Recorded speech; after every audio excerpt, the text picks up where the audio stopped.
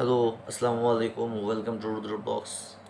তো এর আগে আপনাদের সাথে শেয়ার করছি একটা ভিডিও, সেটা হচ্ছে লাইফে যারা ফার্স্ট গাড়ি কিনবেন, মানে জীবনে প্রথম যারা গাড়ি কিনবেন তারা গাড়ি চিনবেন কীভাবে, এখন কী দেখে দেখে গাড়ি কিনবেন। প্রথম পয়েন্টে কিন্তু গাড়িতে কোনো অ্যাক্সিডেন্ট হয়েছে কিনা, মানে মেজর অ্যাক্সিডেন্ট, মাইনর অ্যাক্সিডেন্ট হইতে পারে, মেজর অ্যাক্সিডেন্ট হয়েছে কিনা।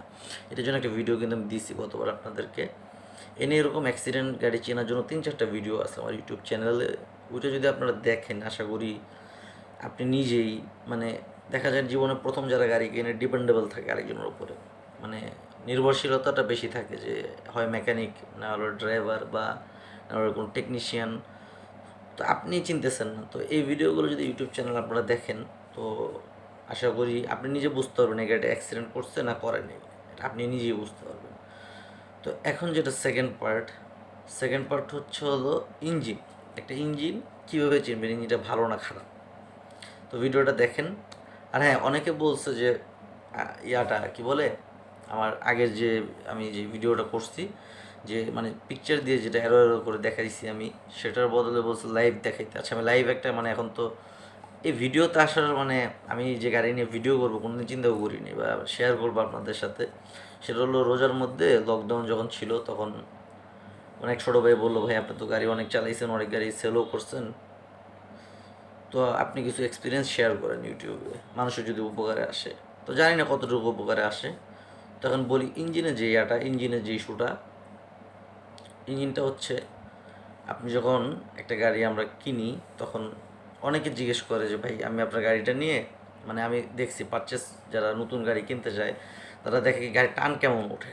এখন দেখেন, বড় অনেকে বলে যে গাড়িটা আমি দেখবো এখন ফাঁকা রাস্তায় চালাই, দেখবো যে কত স্পিড, আমার 100 উঠে নাকি গাড়ি। দেখেন 100 কিন্তু 100 স্পিড, যেটা আমার 2টা সিলিন্ডার মিস করতে, একটা গাড়ির ইডি গাড়ি 2টা সিলিন্ডার মিস করতো, ওই 2 সিলিন্ডার মিস করা গাড়ি নিয়ে কিন্তু আমি সিলেট গেছি 110-120-এ চালায়।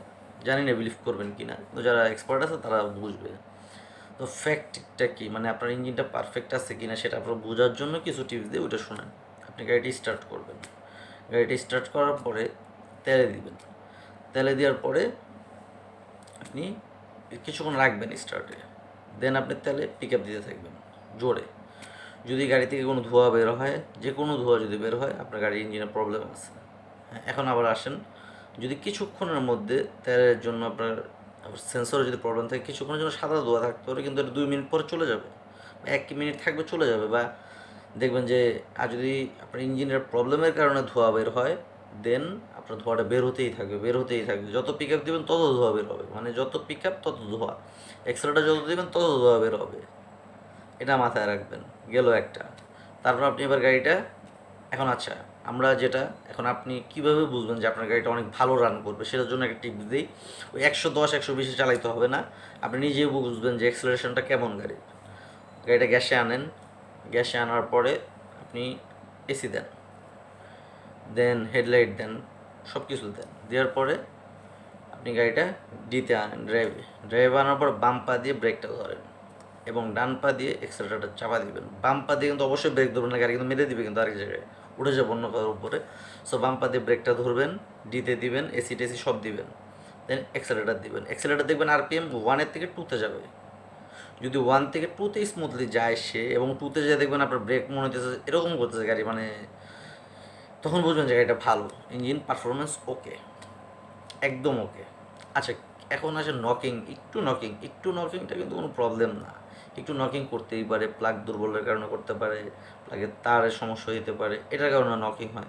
হ্যাঁ, নকিংয়ের কিছু ধারা আছে, অতিরিক্ত নকিং, মানে যেটা মানে আপনিও কাঁপতেছেন, গাড়িও কাঁপতেছে, আমার গিয়ার লিভারও কাঁপতেছে, স্টিয়ারিংও কাঁপতেছে, এটাকে সিলিন্ডার মিস বলে।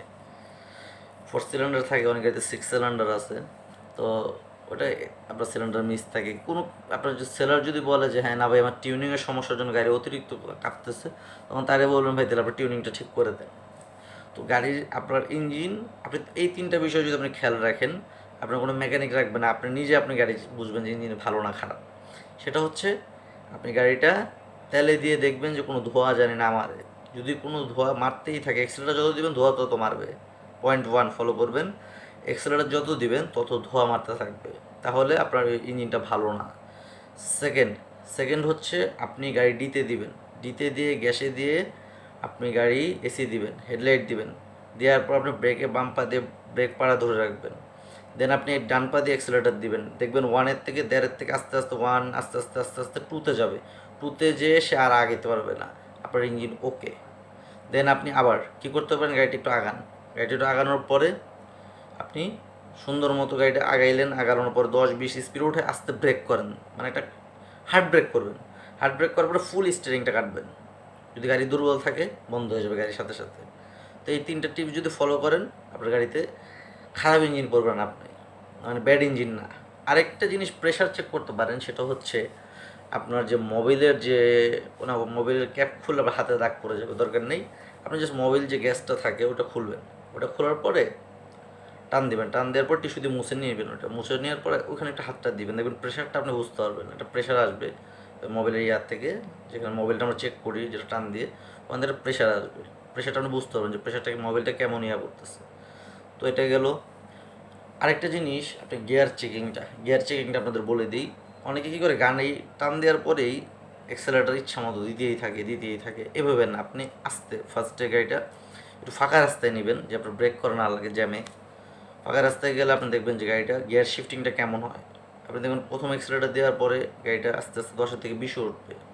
ফার্স্ট গিয়ার থেকে সেকেন্ড গিয়ার চলে গেল, 40, থার্ড গিয়ার হয়ে গেল, 50, 60, সুন্দর মতো দেখবেন, বুঝবেন আপনি শিফট হচ্ছে। সিভিটিতে বোঝা যায় না, কিন্তু সিভিটির আগে যেগুলো বোঝা যায় আর কি। আস্তে আস্তে শিফটিং হবে 20, 40, 60, 70, 80, 80 পর্যন্ত উঠলে আপনার গিয়ার বক্সটা ওকে, সুন্দর, আপনার ভালো মতো কাজ করলো। তো এগুলো যদি দেখেন তাহলে আশা করি আপনার খারাপ ইঞ্জিনটা আপনাদের মধ্যে পড়বে না। তো এই আচ্ছা, 2টা কথা বলছে যে আগের যে ভিডিওটা আছে অ্যাক্সিডেন্ট কার কীভাবে চিনবেন, সেটা হচ্ছে অ্যাক্সিডেন্ট কার কীভাবে চিনবেন সেটা নিয়ে লাইভ ভিডিও করতে বলছেন অনেকে। আসলে সময় পাই না, সারাদিন দেখা যায় আজকে একটু অফ ডে আছে, একটু বাসায় আছে, শেয়ার করতেছে আপনাদের সাথে, টাইমটা পাই না আর কি। তো আমি গাড়ি দিয়ে ইনশাল্লাহ আপনাদেরকে দেখাবো যে অ্যাক্সিডেন্ট গাড়ি কোন কোন পয়েন্টগুলো আপনারা খেয়াল করবেন, যে এই পয়েন্টগুলো খেয়াল করতে হবে, দেখতে হবে। এই পোর্শনগুলো যেগুলো আমি মার্ক করে দিয়েছি পিকচারে, ওগুলো আমি লাইভ দেখাবো আপনাদের ভিডিওতে, এবং এই ইঞ্জিনটাও আমি লাইভ দেখাবো আপনাদেরকে। জাস্ট এটা শেয়ার করলাম একটু। তো ভালো থাকবেন সবাই, দোয়া রাখবেন, আর আমার ইউটিউব চ্যানেলটা সাবস্ক্রাইব করবেন অবশ্যই। আসসালামু আলাইকুম।